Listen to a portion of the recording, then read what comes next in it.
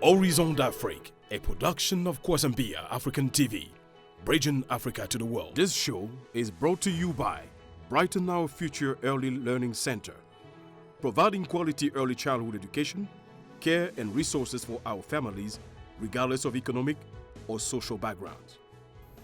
Ladies and gentlemen, thank you again for being with us today. This is Frank Tucker Eban. We're here at Kwasambia African TV, Horizon d'Afrique, a program of Thomas Sankara Studio here in Omaha, Nebraska.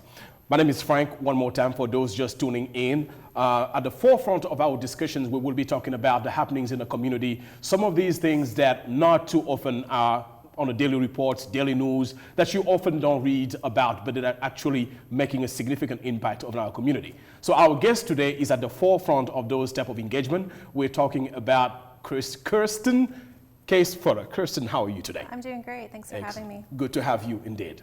Now, Kirsten, you are the community liaison of the UNO Service Learning Academy. Right. What are we talking about here? So the University of Nebraska Omaha is a metropolitan university, and so what that means is that in addition to education and research, we have a commitment to service. Right. What that looks like at UNO is that we would use our resources from campus to help better not just our local community, but the region, nation, and globally. Right. So service learning is one way that we accomplish that, and essentially what it is it's a way that faculty can teach their class. Right.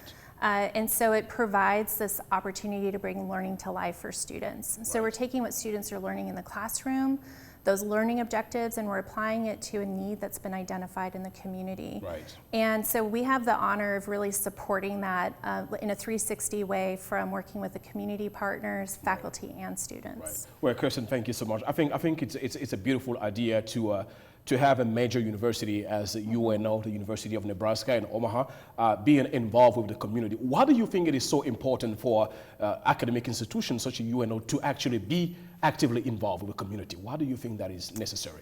Well, I mean, we're part of the community, so you may have seen the advertisements around town that say things like "Welcome to Omaha," otherwise known as our campus, and it's a UNO advertisement. And so we are part of the community. The community is a part of our campus, and so we don't have a border to our learning. The learning that's happening in the community is richer. It's more meaningful. It helps prepare our students to be civically engaged, right, to understand how they can help impact the community in a positive way.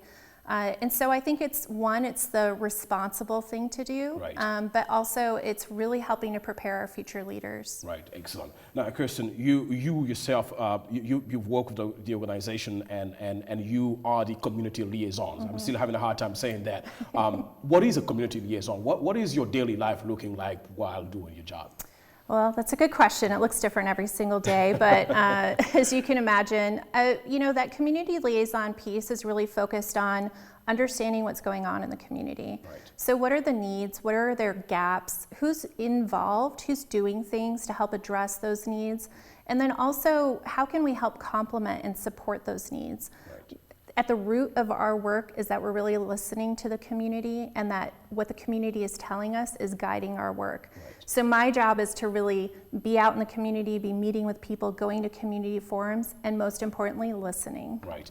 Now, and I like that a lot, Kirsten. So when I think about you working within the UNO, the Service Learning Academy, I'm thinking about faculty members, board members, mm-hmm, doing all these jobs. I mean, who else is involved? Who is actively involved doing this job with you? Yeah, so we have an amazing team of superstars that support this work, but we have stakeholders on and off campus. So on campus, we're working with faculty that are choosing to teach this way. Right. We're in all 6 colleges, so undergrad and graduate students can have these experiences. It's happening in person and online and even asynchronously. Students, obviously, because they're going in to learn, and so they have to be an active participant in that work, and we often find that this experience helps students really discover things that they didn't realize about themselves or about future opportunities. And then the heart of this work is the community. So community partners can be nonprofits, community like neighborhood associations, government organizations, and also businesses. And so almost anybody can be a stakeholder in this work. Excellent. Well, thank you so much, Kirsten. Yeah. Once again, to our viewers tuning in, we are here at Kwazampia African TV, Horizon d'Afrique. We are hosting Kirsten Case-Fuller, who is the community liaison of the UNO Service Learning Academy, helping empower the students and, let's say, the community overall. Kirsten, I'll get back to you with this question here. How long have you been doing this job, and what would you say is the most personal satisfaction you're getting from doing this? I've been with UNO for just over 5 years now. I just had my anniversary, but I've been doing this type of like community engagement work pretty much my whole career. And so what really brings me satisfaction and a lot of joy is seeing how people come together to help address community needs. And that's what drives me. Right. And helping to see when we can facilitate the spark that happens for students, where they can see a connection between what they're learning in the classroom and how that, number one, is applied in real life, and then also how they have leadership and agency now to be engaged in their community. That's the driving force. Excellent. Well, Kirsten, there is, I have a lot of admiration for people that display the type of humility that you show. I mean, clearly you do a lot in the community. You are engaged, you are involved, in empowering the people in our community and just bringing the type of change that can transform a whole community. So we value that, and I want to thank you on behalf of the community that you're serving today. But at the same time, I want to ask you, what do you think people in a community should be looking into in order to help your organization at UNO, do the job you do? Absolutely. So one, there are so many amazing nonprofits in our community, small businesses and government programs that are doing really important critical work. And so what I would say to them is, we're here to support your work. And so we want to partner with you. Whether you're a small business that's, kind of entering into the market and you need some support, or you're a program that's trying to increase your capacity or reach new people, we want to partner with you. I think that's the key, because sometimes I used to run a small nonprofit, and I know that it's so challenging. You are dealing with so many different things every day, and there's a lot that you want to accomplish, and sometimes it's time, it's capacity, it's knowledge that gets in the way of some of those goals. We want to help remove that barrier and be a partner in helping the organizations reach their goals. Excellent. Thank you so much again, Kirsten. Now, I do know that community empowerment and fighting for equality in our greater Omaha are some of the things that you're passionate about. So within the UNO Service Learning Academy, what do you think, or what do you know are the focus point? What are the priorities of your organization for our viewers? Thank you.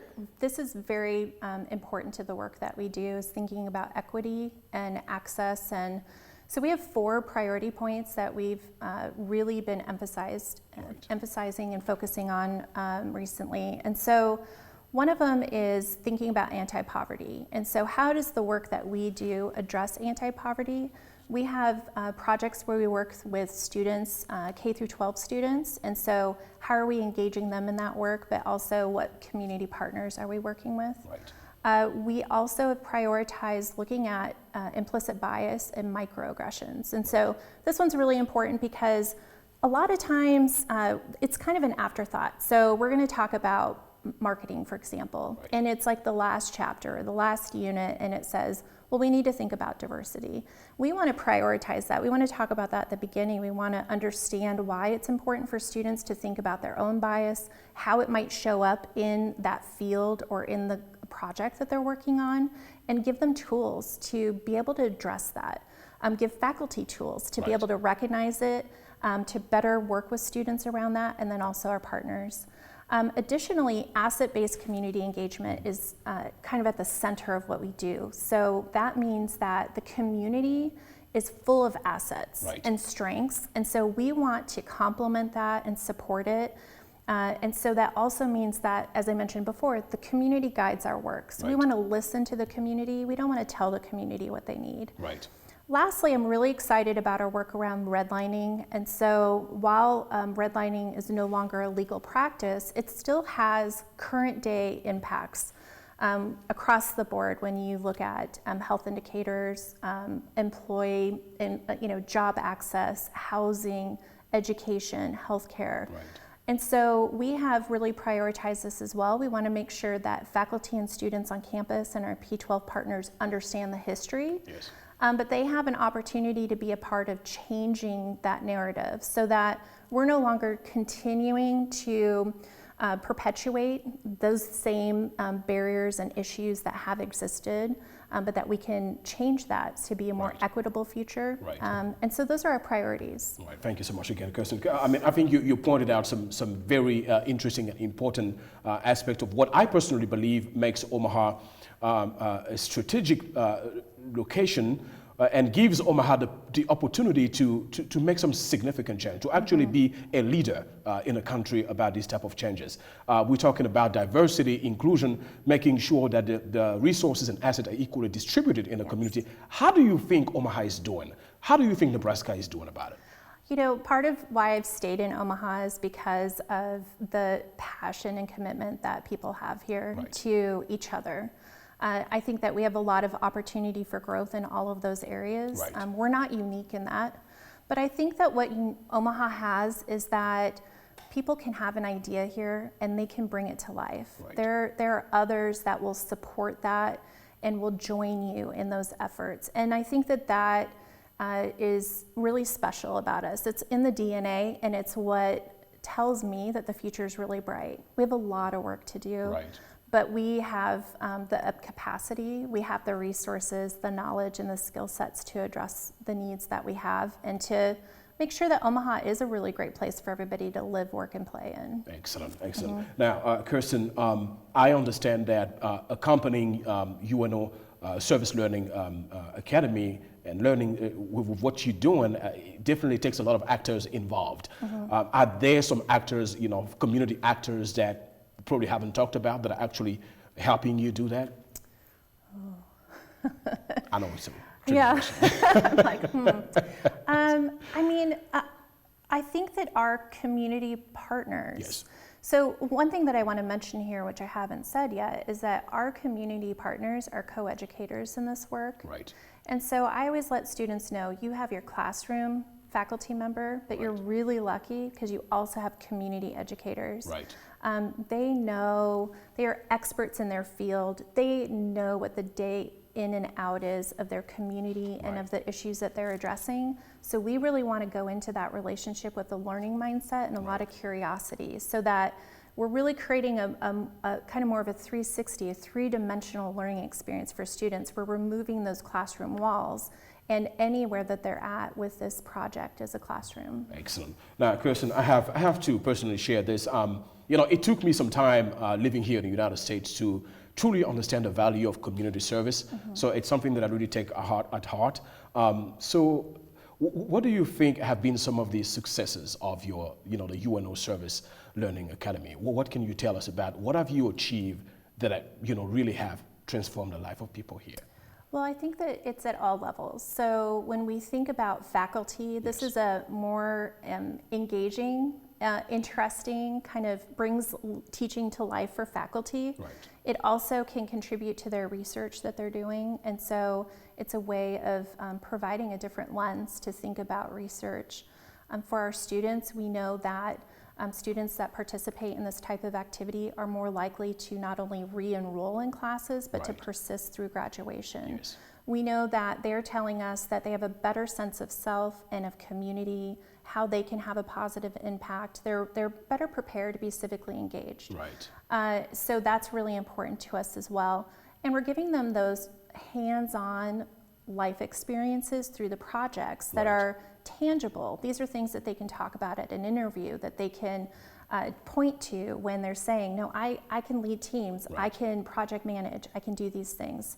And then, for the community, it's about bringing in those additional resources in a collaborative way. So we don't want this work to happen in silos. And so we're really able to bridge this gap between students and faculty and community in a really unique way that we don't always see. Right. The reality is that campus and community sometimes has this power differential where campus is seen as, having more power and dictating to the community and how we're engaged in what that relationship looks like. And historically, that always hasn't been a positive experience nationally, right? And so this type of activity allows for a very equal experience. So Right. everybody's an equal player. The community is very centered in how this work is happening, and they help lead us in it. Right. Now, Kirsten, and I like that. I just, just listening to you talking about what you do and all of the perspectives that are coming, it just lights up my eyes because I can see the good that comes out of that. But naturally, Omaha, Nebraska, the state of Nebraska has a growing immigrants and refugees community. As a community liaison, how do you think this is making your job any easier? Is it making your job any easier? If it does, how do you interact with this immigrants and refugees communities to make them see the value of the UNO Service Learning Academy? Well, so we're really lucky at UNO to have such a diverse student body. And so we're able to engage students that are representing countries from all over the world as immigrants and refugees in our classes. Right. And we're able to work with communities across the metro area and really looking at what are their needs and how can we support that. I'm the daughter of an immigrant, and so I really have had a front row seat to how a community really embracing immigrants can be helpful and really beneficial to the future of that family. Right. And so for us, it's great. I love having the opportunity for our students to be able to interact with maybe folks that they don't know much about. Right. It really helps tear down some of those perceptions that aren't always very positive because it's what we've been told. And it allows students to create their own informed perception based off of their experience because they're learning about a person, they're learning about their culture, their story, versus, kind of a prepackaged story. Right. So how does, this viewer watching us today, probably a member of the immigrant or refugees community, or just anybody here interested in joining the organization, how is that happening? Is that a phone call? Is that an email? How do they reach out? I would love to connect with anybody who's interested in this work. There's a lot of formal organizations and a lot of grassroots work happening as well. And so we would love to partner with folks in the community. So whether it is a formal organization that's focused on ESL and citizenship preparation, or it's somebody that's working on a community garden that has culturally appropriate food for those individuals. I see a smile when you talk about a garden. What is that smile all about? That's my love language. So, it doesn't matter. Right. We want to meet people where they're at, and we want to partner with them. We want to help them on their journey. And so, what I would say is, please reach out to me. Let me know what you're doing. We would love to go to your meeting, your event, your community forum. We want to understand what's going on and how we can support you. Excellent. Thank you so much again, Kirsten. And to our viewers, thank you for tuning in and staying with us. We are here at Kwazampia African TV, Horizon d'Afrique, the show that is bringing to you the happenings, what you don't hear about all the time, but game changers here in our Omaha community. And today I'm having Kirsten Case-Fuller, and I said it right this time. She is the community liaison of the UNO Service Learning Academy, helping empower our Nebraska and Omaha community. Now, Kirsten, tell me this. Is this service also available in Lincoln? The reason why I ask is because for those knowing about Nebraska, we're talking about a University of Nebraska at Omaha, University of Nebraska at Lincoln. Is that the same service? It looks different at different campuses. So service learning is happening across the nation at universities and colleges, but it looks different in every organization. So what I would say is that if there are organizations outside of the Omaha area that are interested in being involved, what we've learned through the last year is that there really aren't barriers to the work that we do. We've become experts at doing service learning online and making that three-dimensional through a computer. And so we have greater capacity to work with partners regardless of their geographic location. We were able to work with partners across the U.S. this last year, and the possibility of internationals there too. So certainly. Certainly. So Kirsten, what has been the most challenging aspect of your work? I'm interested to know about this. I think it's not any different than anybody else. It's time and capacity, right? So there are thousands of organizations doing great work in our community. Our team is invested and out there doing this work, but there's so many people and so much time. Has COVID-19 affected, you know, how you operate and your ability to reach out? Absolutely. I mean, like everybody else, we had to pivot. We really had to innovate. I think what we found is that we were able to really find solutions to any of the challenges that we found. Right. Classes were, you know, in the middle of projects when the university shut down and went remote, and we had to help faculty take these projects that were happening in person and change them to online. Right. We had to help, since then, we've worked with faculty that normally would be in the community with their students, and we've had to find ways of still providing an experience for students where they could be, you know, simulation of being in the community and interacting and engaging from home. So it's definitely changed how we work. I think it's made us better. And so I'm excited about taking what we've learned into the future. Excellent. We're excited as well. Kirsten, this is your time. This is your spotlight. I'd like for you to listen, to talk to our viewers today, people that are just tuning in. You are the community liaison for the UNO Service Learning Academy. Would you please tell these people tuning in today about what you're doing and what they should know about your work? Thank you. Well, I would want folks to know that UNO is committed to the community and how we can help strengthen it. One of the ways that we do that is through the service learning work that we do, which is bringing learning to life for students. And so what I would want your viewers to know is that, one, if you're a student with us, we want to connect you to those kinds of opportunities. We can do that through our office and help you find classes that include service learning. But if you're a community partner, so that could be a nonprofit, it could be a neighborhood group, a business that's starting up, or even a government program, we would love to partner with you. We want to support your work and we want to help you be successful. Right. And Kirsten, but I'm not going to leave you today without giving you one of our power questions. Okay. What that is at Kwes Mpia African TV, we believe in the power of the will and you know, the wanting to serve of the people of the community. If you were given a position of power, governor of Nebraska, for instance, why not president of the United States? What would be your executive order to really make sure that the UNO Service Learning Academy is effectively doing the work it's supposed to do?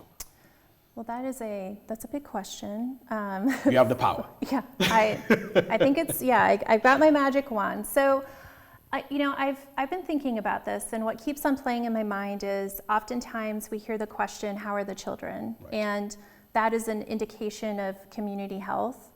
And I think that when that is generally answered, it is answered through the lens of the child, right? So we're thinking, are the children learning? Do they have access to health care? Are they living in a safe home? Do they have food?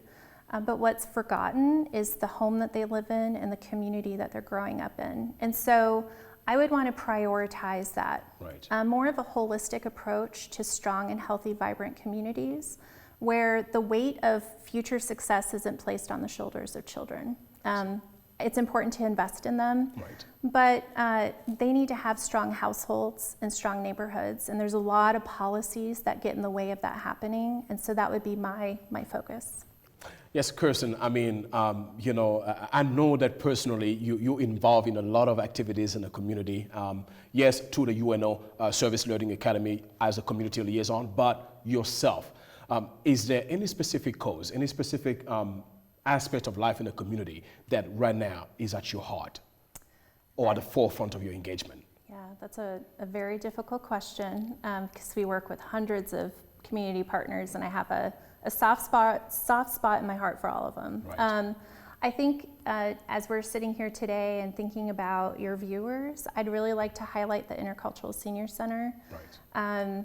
I think of them because when my grandparents came here, I think it would have been an amazing organization for my grandfather. Right. Specifically, I think he would have enjoyed the fellowship of having friends from all over the world that right. he could spend time with and engage with. And they are just doing really, truly amazing work. I'm really proud of them and their outreach. And so I will give them a shout out. Shout out indeed to Carolyn Padilla. I believe she is the executive and founder of that organization out there. Thank you so much again, Kirsten. Thank you. Ladies and gentlemen, we are here at Kwazambia African TV. It was a pleasure to have you. My name is Frank Tucker Eban, and I had my host, that is Kirsten Case Fuller. She is the community liaison of the UNO Service Learning Academy, bringing changes to this vibrant community in Nebraska. If you have activities you involve into community empowering initiatives, development initiatives, reach out to Kwazambia African TV. This is what we do. We provide a platform for all of you out there trying to make Omaha a better community. Once again, thanks again for tuning in. See you next time. Horizon d'Afrique, a production of Kwazambia African TV, bridging Africa to the world. This show is brought to you by ACLU Nebraska. We, the people, dare to create a more perfect union.